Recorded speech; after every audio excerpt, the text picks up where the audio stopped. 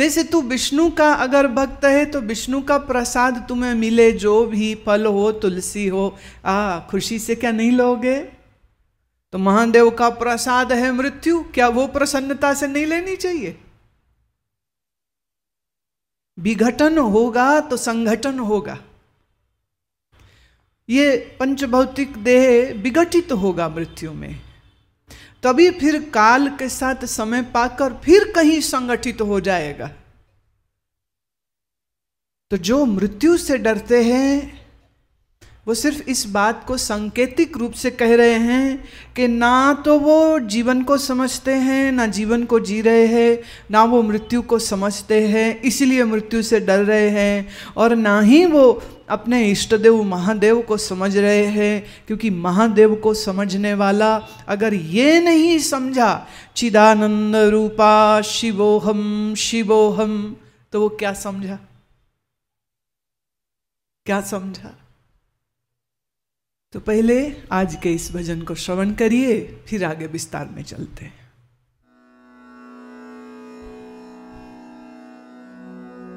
जाग रे मन जाग रे, सब रैन बिहानी,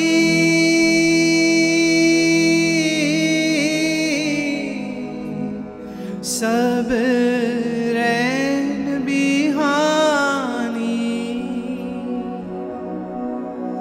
जाए जन्म अंजलि को पानी, जाए जन्म अंजलि को पानी। जाग रे जाग रे जाग रे, घड़ी घड़ी घड़ियाल बजावे, घड़ी घड़ी घड़ियाल बजावे, जो दिन आए सो बहर न आवे, जो दिन आए सो बहर न आवे। जाग जाग जाग रे जाग जाग जाग रे।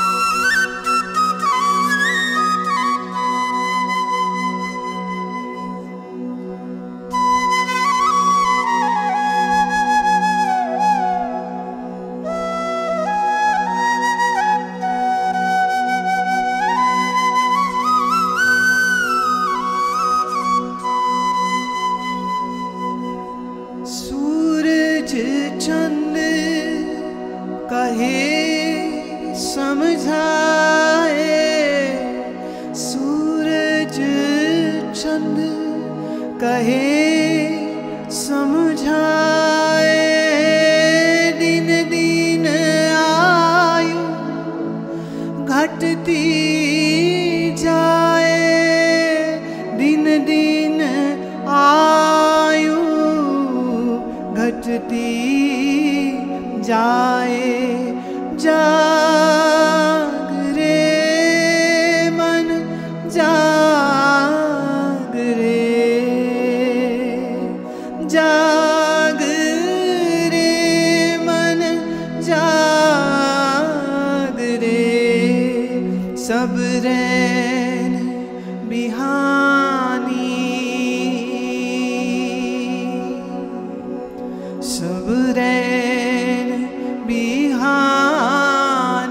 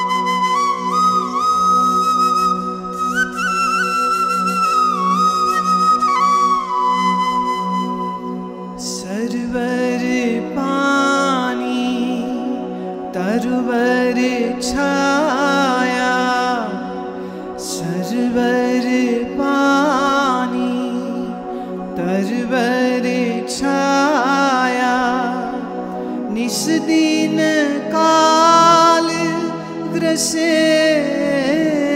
काया, निस दिन काल ग्रसे काया। हंस बटाओ प्राण पयाना, हंस बटाओ प्राण पयाना।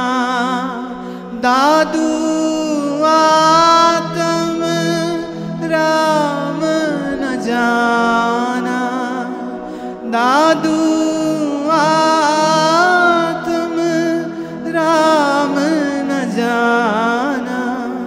जाग जाग जाग जाग जाग रे मन जाग जाग, जाग रे मन सब रैन बिहानी, जाग रे मन सब रैन बिहानी।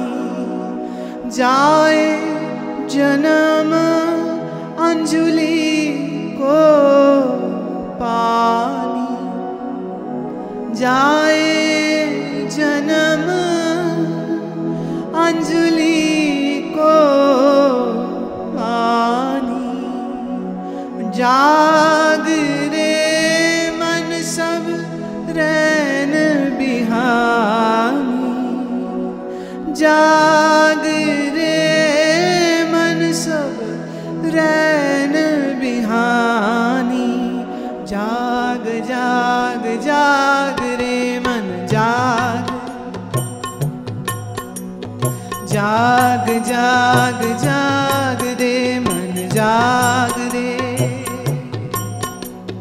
जाग जाग जाग रे मन जाग रे, जाग जाग जाग रे मन जाग रे। जाग जाग जाग रे मन जाग, जाग जाग जाग रे मन जाग, जाग जाग जाग रे मन जाग जाग जाग, जाग जाग जाग रे मन जाग जाग जाग, जाग रे मन जाग, जाग रे मन जाग, जाग रे मन जाग, जाग रे मन जाग।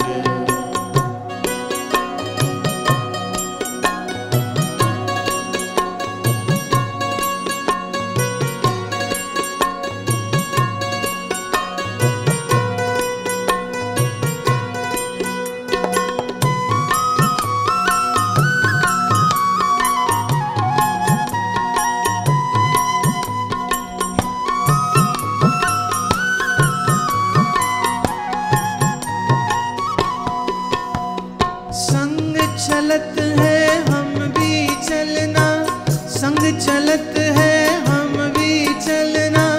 दूर गवन सिर ऊपर मरना,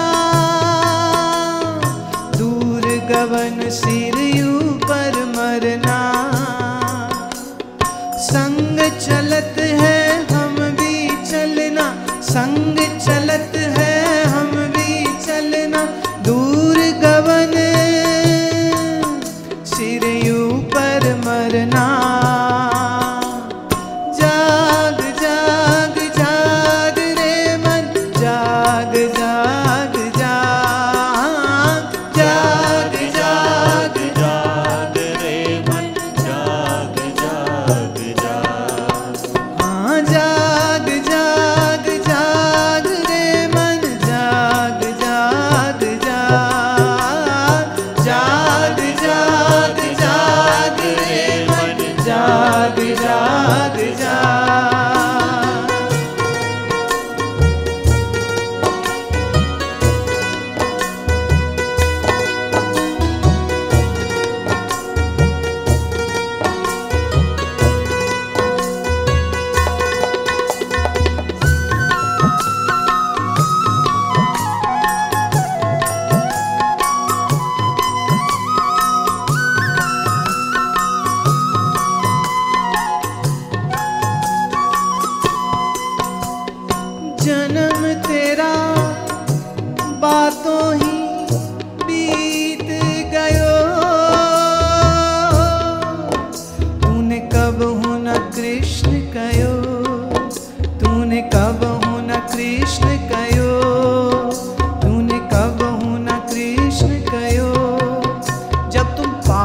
बरस के भोले भाले लोभ बड़े नित नयो।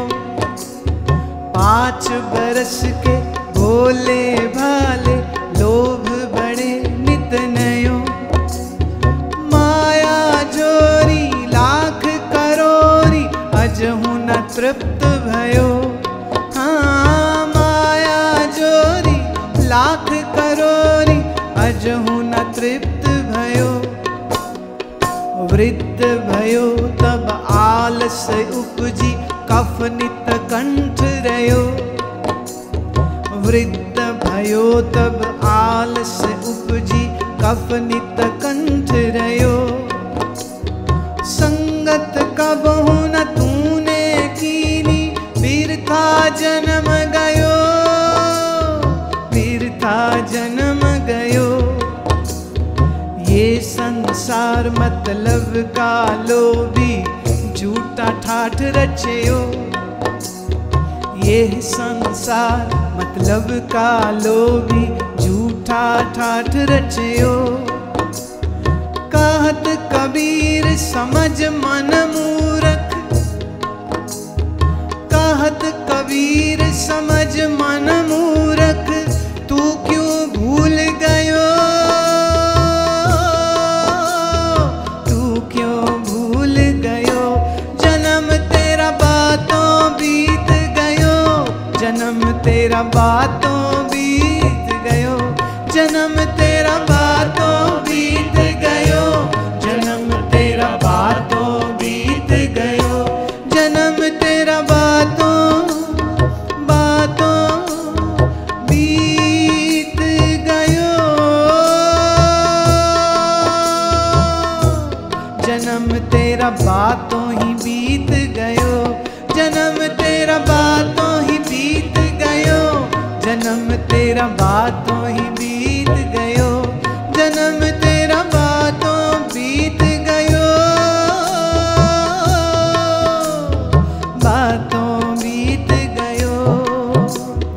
जाग जाग जाग रे मन जाग जाग जाग। हाँ, जाग जाग जाग रे मन जाग जाग। भाव से गाए। जाग जाग जाग रे मन जाग जाग जाग। जाग जाग जाग रे मन जाग जाग जाग। हाँ, जाग जाग जाग रे मन जाग जाग जाग। जाग जाग जाग रे मन जाग जाग जाग। हाँ, जाग जाग जाग रे मन जाग जाग जाग। हाँ, जाग जाग जाग रे मन जाग जाग जाग। रे मन जाग जाग जाग। रे मन जाग जाग जाग। रे मन जाग जाग जाग। रे मन जाग जाग जाग।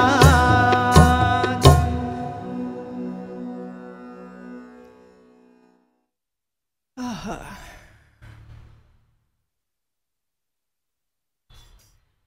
गुरु नानक साहब के जीवन से एक जुड़ी कथा में कहना चाहती हूँ।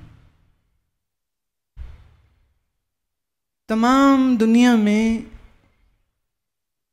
अपनी ज्ञान यात्राओं को संपूर्ण करने के बाद गुरु नानक देव करतारपुर नाम के एक छोटे से स्थान पर टिक गए। इन ज्ञान यात्राओं को उदासी कहते हैं। तो अपनी इन लंबे लंबे वर्षों की उदासियों को करने के उपरांत फिर अपने वृद्धावस्था में करतारपुर में रुक गए। यहाँ वो रोज सत्संग करते और एक ही जगह में सत्संग करते। गांव का एक साहूकार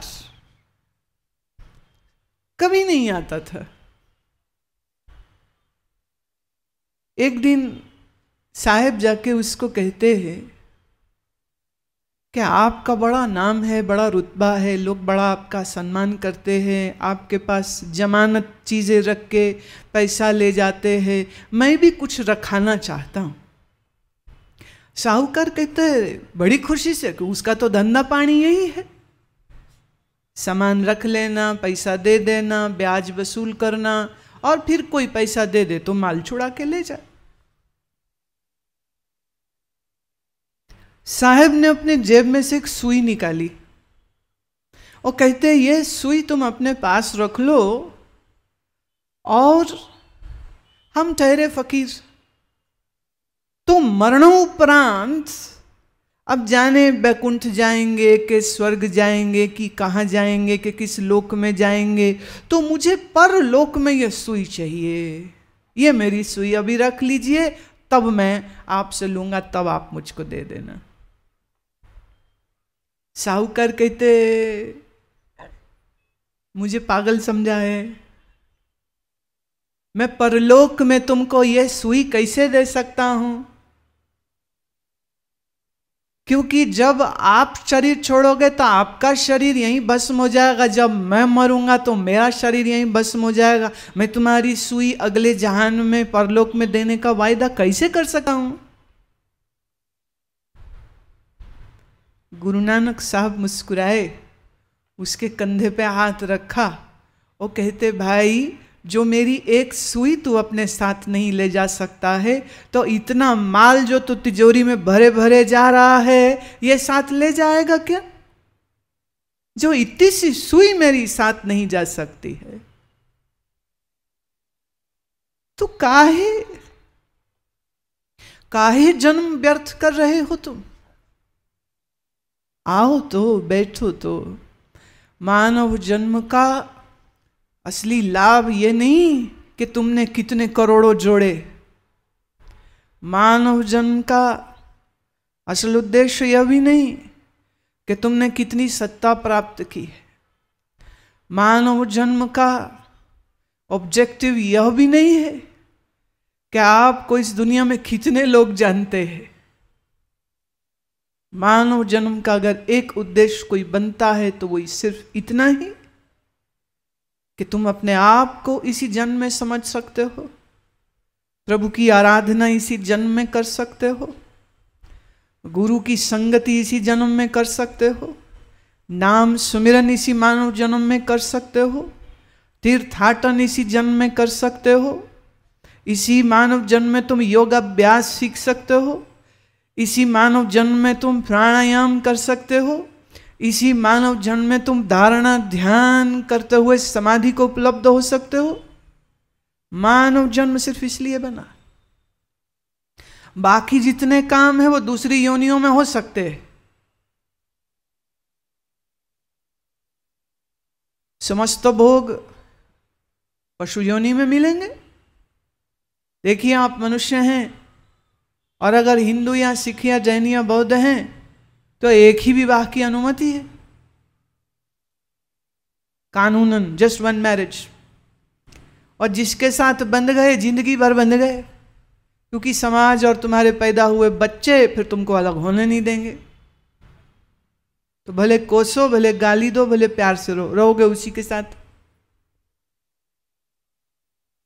हाँ, कोई तलाक ले लेते हैं, तलाक लेके दूसरी शादी करते हैं, तो दूसरे में भी कभी कभी खटपटी रह जाती है, फिर तीसरी भी करते हैं। कोई बड़े वीर होते हैं, वो तीसरी बार भी घोड़ी पर चढ़ जाते हैं। वो कोई नहीं, तू नहीं तो और सही, और नहीं तो और सही, यहाँ टाका नहीं भिड़ा कहीं और सही, यहाँ मजा नहीं आया कहीं और सही। वो करते करते 3-3, 4-4 विवाह भी कर लेते हैं। पर देखिए भाई, जो सुख होता तेरे माथे में, और माथा में विचार तुमने भरे हैं, याद रखना ईश्वर ने नहीं भरे ये विचार। जो तुम्हारे मगज में विचार ही गड़बड़ हैं तो आप किसी के साथ भी निभा नहीं सकते हो। और अगर आपके बुद्धि अच्छी है, मस्तिष्क अच्छा है, विचार अच्छे हैं, समझ अच्छी है, तो फिर कैसा भी तुमको लाइफ पार्टनर मिला हो, तुम्हारे पास इतनी बुद्धि होती है कि तुम उसके साथ भी डील कर सकोगे। अन्यथा दुख पाता रहता है। तो मनुष्य है तो उस देश का या उस धर्म का जो कानून होता है वो उसके साथ चलता है। लेकिन देखिए कुत्ते पर कोई कानून नहीं है, वह हर वर्ष एक नया पार्टनर ढूंढ लेता है। एक ही क्यों, एक से अधिक ढूंढे रहते। साल में 2 बार कुत्तों का मीटिंग सीजन होता है। अब आप सबको मालूम है, कोई नई चीज तो है नहीं जो मैं बता रही हूं। आप देखिए ना तो उनको 7 फेरे लेने पड़ते हैं, लेने पड़ते नहीं, ना 7 फेरे, ना 4 फेरे, ना निकाह, ना गिरजे में जाके शादी, कुछ नहीं करना पड़ता। जो पसंद आई उसी के पीछे लग गए, हो गया, फिर निकल लिए। और फिर जो बच्चा पैदा होगा उसकी भी जिम्मेदारी इस कुत्ते पर नहीं होती, होती है क्या? और कोई कुतिया कोर्ट में केस भी नहीं करती, किसने मेरे को बच्चा पैदा कर दिया और अब मेरे को खाना पानी, राशन पानी नहीं देता है, ऐसा भी कुछ नहीं होता है। ये जो स्ट्रे डॉग्स हैं, ये जो गली में कुत्ते घूम रहे होते हैं, इनका जो परिवार चलता रहता है वो कैसे चलता है? जहां खाने को मिल गया खा लिया, जो गर्लफ्रेंड पसंद आई वही बीवी बन गई, खूब होगी है, कोई मना ही नहीं करेगा। अब मनुष्य है तो सभ्यता और समाज और एटिकेट्स और प्राइवेसी की आवश्यकता होती है, लेकिन कुत्ते को कोई प्राइवेसी भी नहीं चाहिए। भीड़ भरा बाजार हो, सड़क हो, गली हो, उसको कोई लेन देन नहीं है कि उसको कौन देखता है। वो भाई पहले ही नंगा घूम रहा है। वो तो जानवर कोई अंडरवियर पहन के थोड़ी घूम रहे, कोई पैंट कमीज पजामा पहन के थोड़ी, वो तो पहले ही नंगे। इज्जत का है कि प्रकृति ने पशु योनि दी ही इसलिए है कि उसमें भोग का लाइसेंस है। सो नो नियम, no law, no ethics, no rules for them. बड़ी मजेदार आपको बात सुनाते हैं। हरियाणा में एक भैंस की प्रजाति है। हमारे देश में जो ओरिजिनली गाय भैंसें अच्छी नस्ल की थी, भैंसों की सबसे अच्छी नस्ल को तो ब्रिटिशर्स ने अफ्रीका में शिप करा दिए थे। बहुत लोग ये बात नहीं जानते। भारत की जो असली वाली बढ़िया वाली भैंसें थी वो सब अफ्रीका में आज मिलती है। लेकिन हरियाणा में एक प्रजाति अभी भी है, उसे मुर्रा बोलते हैं। पिछले दिनों हमारे किसान भाई बहुत हाईटेक वो भी हो गए, तो एक वेबसाइट उन्होंने बनाई जिसमें उन्होंने अपने भैंसे का एडवर्टीजमेंट दिया कि ये बेचने के लिए है। उसका फोटो निकाला, वो भैंसे के कान में वो कांटा डाला, कांटा समझ, ईयरिंग, बढ़िया वाला ईयरिंग उसके ऐसे डाला और उसका मुख का फोटो खींच के वेबसाइट पे उन्होंने डाला और ओपन बिडिंग थी। और ये कहा कि ये जो भैंसे से जो आगे बच्चे उत्पन्न हो रही हैं, वो जो भैंस है वो लगभग 22 से 25 किलो दूध देती। It's unbelievable. भैंस का इतना दूध नहीं होता है, लेकिन ये मुर्रा जो भैंसा है, भैंस जो है, इस प्रजाति में दूध की मात्रा बहुत अच्छी होती और बड़ा तगड़ा होता है और बड़ा सुंदर भी होता है। आंध्र प्रदेश के एक डेयरी फार्म वाले ने उस भैंसे को खरीदा, मालूम कितने में? 25 लाख रुपए में। फॉर 25 लाख दैट सांड वाज सोल्ड। अनबिलीवेबल। बड़ी उसकी कदर है। अब जिसने खरीदा उससे पूछा गया, भाई तुमने इतने पैसे? 2 लाख 3 लाख तक तो सुना है, 25 लाख रुपया। कहते देखिए जी, मैं यहाँ से इसको लेके जा रहा हूँ अपनी डेयरी में और मैंने इसको फुल टाइम काम पे लगा देना है। मेरे पास 100 भैंसे हैं, उन 100 भैंसों से मैं मुर्रा के बच्चे पैदा करवाऊंगा। 25 लाख तो मैं 2 साल में निपटा लूंगा मैं।